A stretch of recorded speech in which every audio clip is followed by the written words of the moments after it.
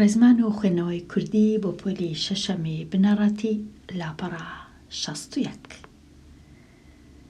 لاپەڕا 61 باسی بابەتی خەڵاتەکانی نۆبڵ و لێرە نووسرایە باسی ئالفرێد نۆبڵ. نۆبڵ بە گوێرەی ئەوەی بە چ زمانێک ناوەکەی دەخینیەوە، ئەگەر بە ئینگلیزی بە ڕەنگاوها بخیندرێتەوە بنووسرێ، بەڵام بە سویدی لێرە ئالفرێد نۆبێل، تەنیا نۆبێل ناویتی، نەک نۆبڵ، ئالفرێد نۆبێل. زانایەکی سویدیە لە ساڵی 1832 زاینی لە وڵاتی سوید لە خێزانێکی هەژار و کەم دەرامەت لە دایک بووە. پێش ئەوەی هەمووی بخینمەوە لێرە ساڵەکە تۆزێک هەڵەیە، ساڵی 1833 32 نییە 33 و لە سوید لە دایک بووە لە خێزانێکی، ئەوەی ڕاستیبی ناتوانین بڵێین لە خێزانێکی هەژار و کەم دەرامەت، چونکە خێزانەکە هەژار و کەم دەرامەت نەبووە، بەڵکو بابی ئالفرێد هەتا ئەندازیار و داهێنەر و زۆر کارگەی هەبووە، بەڵام یەکێک بۆ لەو کەسانەی کە زۆر پارەی قەرت کردیە، هەندێک جار نەیتوانێ پارەکان بداتەوە، بە تایبەتی ئەو کاتای کە ئالفرێد نۆبێل گچکە بووە لە کاتی منداڵی، بەڵام کە خێزان بە خۆیان لە خێزانەکی هەژار نینە. کە لە قوتابخانەش نەیخیندیە لەبەرەوەی کە سەفەریان کردیە چووینە ڕووسیای و چونکە بابی لەوێن دەرێ کارگەی دروست کردیە، ئەگەر بچێ ڕووسیاش ئەوەندە سەرقاڵی ئیشی بووینە، کەواتە ئەگەر نەیخیندوی لە قوتابخانە مامۆستای تایبەتی هەبووە، ئەگەر هەژار بن ناتوانن مامۆستای تایبەتی لۆ دابین بکەن، بەڵکو لەسەر دەستی مامۆستای تایبەت لە ماڵی خۆی فێری خوێندەواری بووە. کە گەیشتە تەمەنی لاوی ڕووی کردە وڵاتە یەکگرتووەکانی ئەمریکا و ساڵێک لەوێ مایەوە کە گەڕایەوە ئەوروپا، لەگەڵ باوکی پێکەوە دەستیان بە تاقیکردنەوە کرد لەسەر تەقەمەنیەکان و دەستگایەکی بچووکی بۆ بەرهەمهێنانی مادەی نیترۆگلیسرین دروست کرد. ئەو مادەیە زۆر بە خێرایی دەتەقێتەوە. لەبەر ئەوە نۆبێل هەندێک مادەی تایبەتی بەکارهێنا و دینامیتی دروست کرد. چەندین کارگەی بەکار بەرهەمهێنانی دینامێتی لە ئەوروپا دامەزراند و بەو ڕێگەیە سامانەکی زۆری بەدەستهێنا. نۆبڵ سەرەڕای زمانی سویدی چەند زمانەکی دیکەی دەزانی، زۆریش ناڕەحەت بوو کە دینامیتی دروست کرد، لەبەر ئەوە پشتگیری لە ڕێکخراوەکانی ئاشتی کردووە کە لە پێناوی ئاشتی لە ئەوروپا کاریان دەکرد و لە ساڵی 1896 کۆچی دوایی کرد. سامانەکی زۆری لە پاش بەجێما و لە ڕاستپاردەکەیدا ڕایسپارد کە قازانجی ئەو سامانەی بۆ 5 خەڵات تەرخان بکرێ بۆ ئەو زانایانەی کە لە بوارەکانی پزیشکی و کیمیا و ئەوەی ڕاستیبی سروشت نییە، بەڵکو فیزیایە، پزیشکی، کیمیا، سروشت، فیزیا، ئەدەبی جیهانی و دۆستایەتی نێوان وڵاتان، واتە ئاشتی و خزمەتی مرۆڤایەتی. 5 خەڵاتە. پاشان خەڵاتە چیتکەشی لۆ زیادکرا، خەڵاتی ئابووری. ئێستا کەش هەموو ساڵێک لە شاری ستۆکۆڵم لە ڕۆژی کۆچی دوایی ئەو زانایە بە پێی ڕاستپاردەی کۆمەڵێک زانای سویدی خەڵاتەکانی بواری زانست و ئەدەب بەسەر چەند زانایەکی شایستە دابەش دەکرێن. تەنیا خەڵاتی ئاشتی نەبی کە بە ڕاستپاردەی 5 کەس لە پەرلەمانی نەرویج هەڵیان کە پەرلەمانی نەرویج هەڵیان دەبژێرێت، چونکە لە سەردەمی نۆبل سوید و نەرویج یەک وڵات بووە. خەڵاتەکەش بریتیە لە میدالیایەکی زێڕین و بڕوانامەیەک و 12,000 جونەیهی ئەستەرلینی.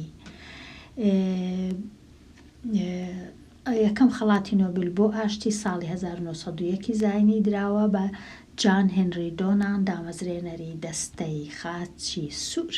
چەند خۆش و چەند جێی سەربەرزیە بۆ ئێمەی کوردیش ئەگەر ببیسین ڕۆژێک لە ڕۆژان زانایەکی کورد لە یەکێک لە بوارەکانی زانست خەڵاتی نۆبڵی پێ بەخشراوە. دیارە ئەمەش بەلای لاوی خوێنگەرم و زانست دۆستی کوشتەکی ئەستەمنیە و دەخوازین ئەو ئاواتە بە زووترین کات بێتە دی. ئێستاکە ئەو خوێندنەوانەمان خوێندەوە، تەمەشاکەین ئەمن تۆزێک بە جۆرەشکە باسی بکەم.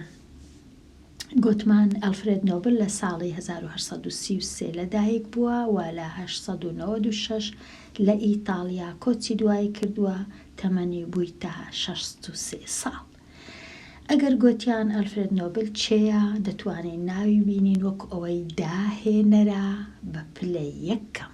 کاتە داهێنەرە لە هەمان کات ئەندازیارە و کیمیاگەر، یان دەتوان بڵێن دەرمانساز، کیمیازان، پسپۆڕی کیمیا، کامەی لەوانە بەکاردەینی دەتوانێت بەکاربێنی. کەواتە داهێنەر و ئەندازیار و پسپۆڕی کیمیا بووە. چی داهینایە؟ یەکێک لە داهینانەکانی دینامیتە.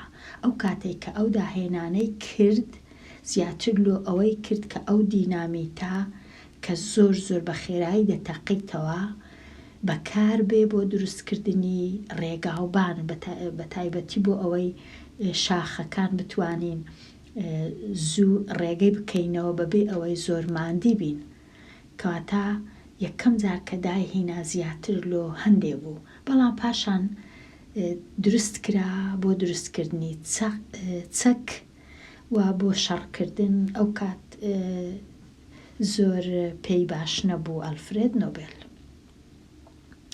ئەوجا ئێستا بابزانین خەڵاتەکان کوودا بەش دەکرێن. یەکێک لە خەڵاتەکان کە خەڵاتی ئەدەب و وێژەیە، ئەو کەسانەی کە کەسەکان هەڵدەبژێرن کە خەڵاتەکەیان بدەنێ ناویان ئەکادیمی سویدیە کە پێک دێن لە 13 کەس، و ئەو 13 کەسە کە هەڵدەبژێردرێن هەتا مردن هەڵدەبژێردرێن ئەگەر بە خۆیان نەڕۆن لە ناو ئەکادیمیەکە. کەواتە کە هەڵبژێردران ئەو ئیشە هەتا مردن لەگەڵیانە. بەڵام ئیشی ئەو ئەکادیمیە، ئیشی ئەو دەستەیە هەر ئەوە نییە یەک کەس ساڵێ هەڵبژێرن لۆ خەڵاتی نۆبل، بەڵکو ئەوانە دامەزران لە ساڵی 1786 لەلایەن پاشای سویدی کە ناوی گوستاوی سێیەم بوو. ئامانجەکە چ بوو؟ لێرە ئەم دەمێ ئەوەی ئاماژێ بە ئەوەی بکەم کە زۆر زۆر گرنگە.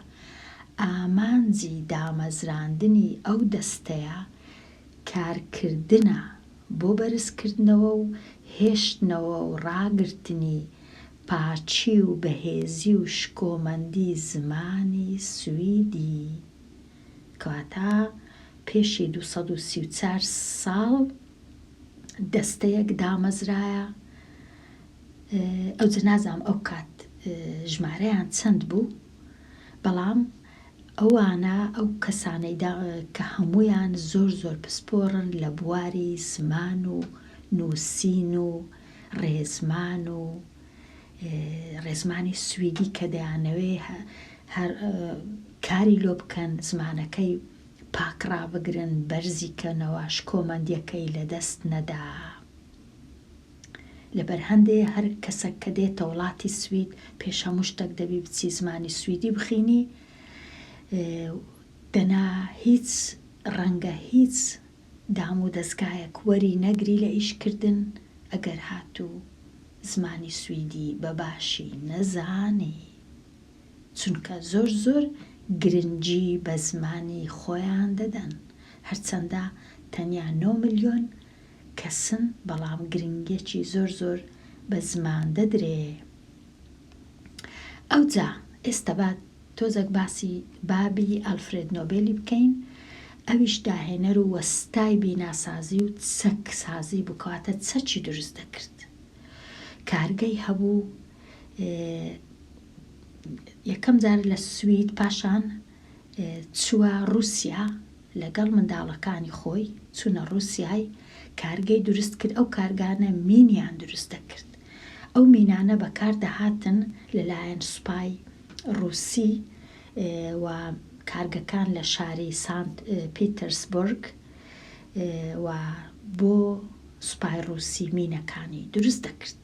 کاتە هەژاریەکەیان زیاتر لەوەیە کە ئەگەر یەکەک بێوێ کارگەی دروستکە بێگومان پێویستی بە پارەیە دەچی پارەی قەردەکە هەندێک جار هەموو جار لە ئیشەکان سەر ناکەوی مرۆڤ هەندێک جار زیان دەکا هەندێک جار زەرەر دەکا بەڵام چونکە ئەو خێزانە هەر بە هەمویان حەزیان لە داهێنانە حەزیان لە دیتنەوەی ڕێگایە بۆ چارەسەری هەندێک شت کەواتە هەمیشە پێویستیان بەوەی بووە شتی نوێتر دروستکەن داهێنانی بکەن. وابزانم ئەلفرێد نۆبل زیاتر لە 300 داهێنانی هەیە بە ناوی خۆی بەڵام لە هەمویان گرنگتر دینامیتەکەیە.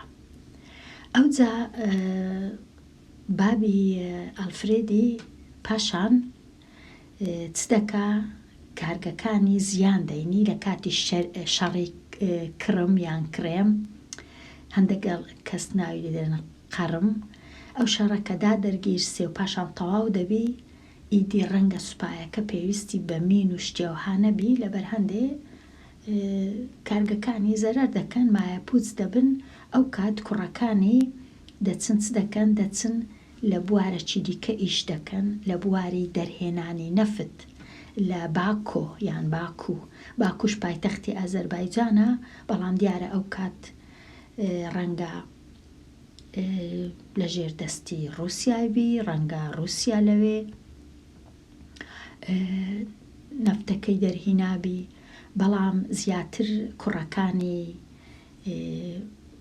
کوڕەکانی باوکی ئەلفرێد کە لێرە من ناوەکەیم نەنووسیە بەداخەوە ئیشان دەکرد و نزیکەی نیوەی بەرهەمهێنانی نەفتی رووسی لە کێڵگەکان لەژێر چاودێری کوڕەکان بووە ئەلفرێد و برایەکانی کەواتە ئەوان هەر لە زووەوە ئەو ئیشانەیان دەکرد.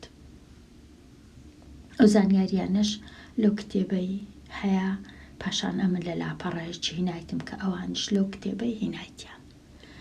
ئەوجا ئێستا بابزانین ئەو خەڵاتی ئاشتی کە لەلایەن کە لە نەرویج دابەش دەکرێتن لێرە نووسرا بوو لەلایەن پەرلەمانی نەرویج ئەوەی ڕاستی بی پەرلەمانی نەرویج 5 کەس هەڵدەبژێرێ کە پێیان دەڵێن دەستەی ئەو پەرلەمانی نەرویجە کە پێیان دەڵێن دەستەی یان کۆمیتەی نۆبل ئەوانن خەڵکەکان هەڵدەبژێرن باوەڕ ناکەم پەرلەمانی نەرویج بی خەڵکەکان هەڵبژێری بەڵکو پەرلەمانی نەرویج 5 کەس هەڵدەبژێرن کە ئەو 5 کەسە دەچن ئەوجا خەڵکی دی هەڵدەبژێرن هەموو ساڵێ لۆ خەڵاتی ئاشتی و مرۆڤایەتی و مرۆڤ دۆستی لە مابەینی میلەتان کە ناویان کۆمیتەی نۆبل یان دەستگای خەڵاتی نۆبل.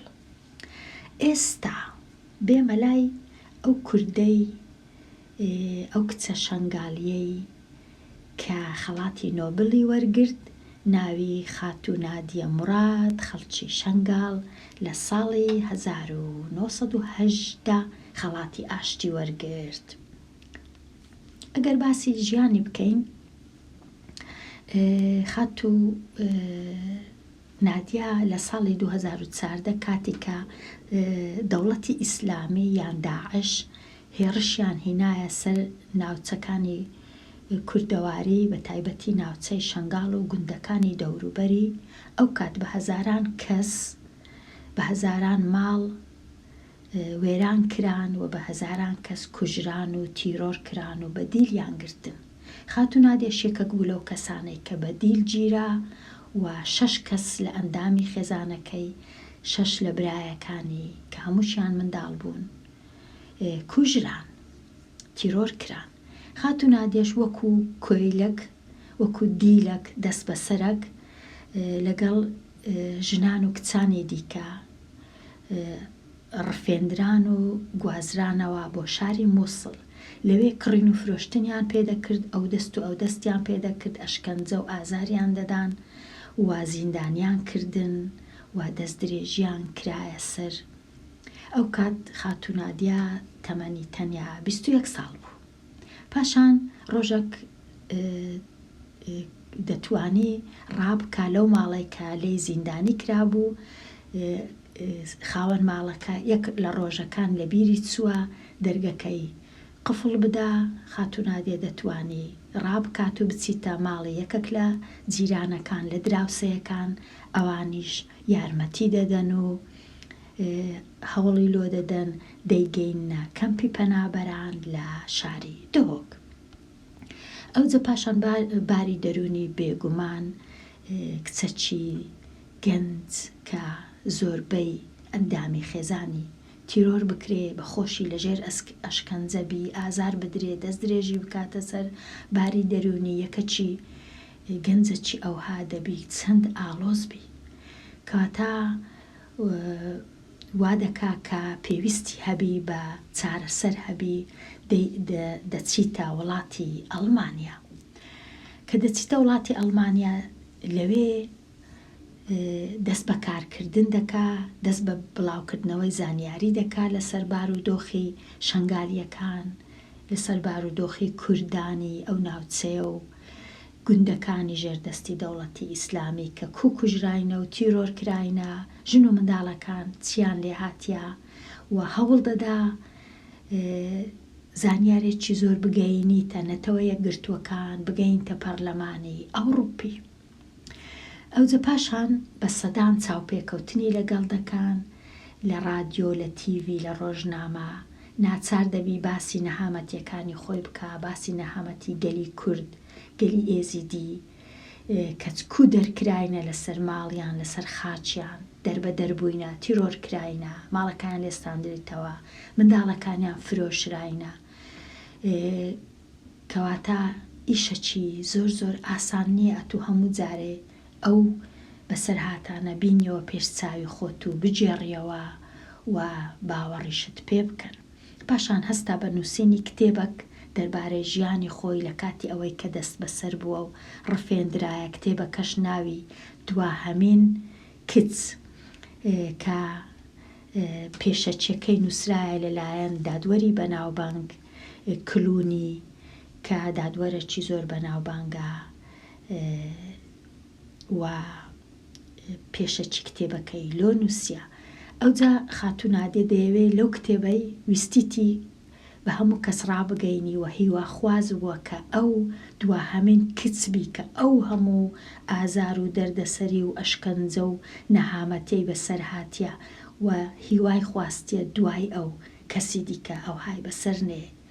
کاتە ئەو بەڕێزە بەهۆی ئەو زانیاریانەی کە بڵاوی دەکاتەوە دەربارەی مافی مرۆڤ، دەربارەی ڕاگررتنی بازرگانی کردن بە منداڵان و بە ژنان، چونکە بەداخەوە هەتا ئێستاش بازرگانی دەکرێت نەک تەنیا بە منداڵانی کورد بەڵکو سەرتاسەری جیهانیش ئەو دیاردەیە زۆر زۆر هەیە و خاتوو نادیە لە ڕێی ئەو کتێبەی دەیهەوێ مافی مرۆڤ بگەڕێنیتەوە لۆ مرۆڤەکان و ئەو بازرگانی کردنە کەم بکرێتەوە.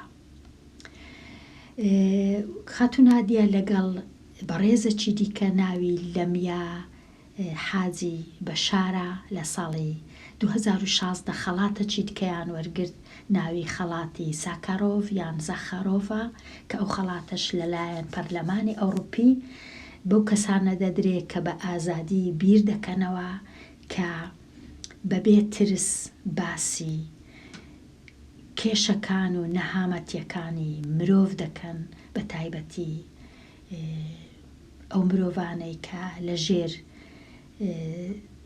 کە دیلن، کە بازرگانیان پێ دەکرێت، کە ئەشکەنجە دەدرێن، کە زیندانی دەکرێن و دەڕفێندرێن.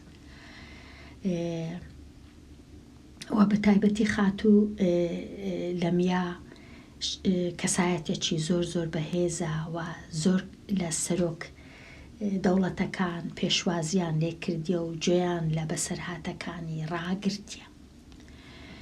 ئەوە بوو دەربارەی خەڵاتی نۆبێل کە دەدرێتە ئەو کەسانەی کە لە بواری پزیشکی و کیمیا و فیزیا و ئەدەبی جیهانی و ئاشتی و ئابووری ئیش دەکەن لۆ ئەوەی مرۆڤایەتی تۆزەک بەرەو پێشەوە بچی. کەواتە ئێستا باشترە ئەو کتێبەی چاپ بکەنەوە، لێرە نەنووسن، هیوامان ئەوەیە لێرە بنووسن ئەو خانمەی کە خاتوونادیە ئەو خەڵاتەی وەرگرتیە لێرە تۆزەک باسی بکەن و ناوی بنووسن. دیارە ئەو کتێبە تۆزەک کەونە دیارە کەونترە لە ساڵی 2018 ڕەنگە لە 16 کۆنتربی. هیوادارم خوێندکاران لەگەڵ مامۆستایان باسی نوێکردنەوەی ئەو جۆرە لاپەڕانە بکەن و هەتا زانیاریەکان بە تەواوی بێنە پێش دەستی خوێندکاران. لێرە ئەمن دێمە کۆتایی یان ڕەنگە نێمە کۆتایی، ڕەنگە لێرە ئەو لاپەڕێش مابی. واتای وشەکان هیوادارم بە خۆتان بخینەوە خوێندکاری ژیر، بەڵام لێرە ڕاهێنانەکان چادەکەین. وەڵامی ڕاست هەڵبژێرە. مادەی نیترۆگلیسرین زۆر بە خێرایی دەتەقێتەوە، زۆر بە خێرایی. نۆبل لە خێزانێکی ئەوەی ڕاستیبی کەم دەرامەت نەبووینە، بەڵکو تەنیا چەند ساڵێک لە ساڵەکان کاتێک کە ئالفرێد گچکە بووە تۆزەک هەژار بووینە، بەڵام پاشان هەمووی ناخێزانەکە بە تەواوی کەم دەرامەت نەبووە، بەڵام لێرە ناچارین بنووسین. نۆبل ساڵێک لە چێمایەوە لە وڵاتە یەکگرتووەکانی ئەمریکا دەمێنێتەوە. لەبەر دروستکردنی دینامێت نۆبل پشتگیری لە ڕێکخراوەکانی ئاشتی دەکرد. خەڵاتی ئاشتی بە ڕاستپاردەی 5 کەس لە پەرلەمانی ئەوەی ڕاستیبی بە ڕاستپاردەی پەرلەمان نییە، بەڵکو بە ڕاستپاردەی 5 کەسە. ئەو 5 کەسە لەلایەن پەرلەمان هەڵبژراینە کە ناویان دەستەی نۆبڵە. کەواتە تۆزەک لێرەش ڕەنگە هەڵە هەبی ئەگەر بنووسین پەرلەمانی نەرویج. هیوادارم ئەو زانیاریانە تۆزەک چا بکرێنەوە لە کتێبەکانی بە تایبەتی کتێبی خوێندکاران، نابی ئەوەی ڕاستیبی هیچ هەڵک لەو کتێبانە هەبی و زانیاریەکان دەبی زۆر زۆر بەباشی تاو توێ بکرێن و لە ڕاستیەکانیان زۆر بەباشی ورد بینەوە، نەچین لە دەقی عەرەبیەکان وەربگرین چونکە ڕەنگە ئەوێندەر هەڵی تێدابی. باشتر وایە ڕاستەوخۆ لە دەقە سویدیەکان زانیاری سویدی وەربگرین، لە دەقە ئینگلیزیەکان زانیاری ئینگلیزی وەربگرین و لە دەقە ئەڵمانیەکان. هیوادارم ئەو شتە ئەو هابی. ئێستا دێمە کۆتایی ئەوانەیە هەتاوانەیە چی نوێ هەر بژین.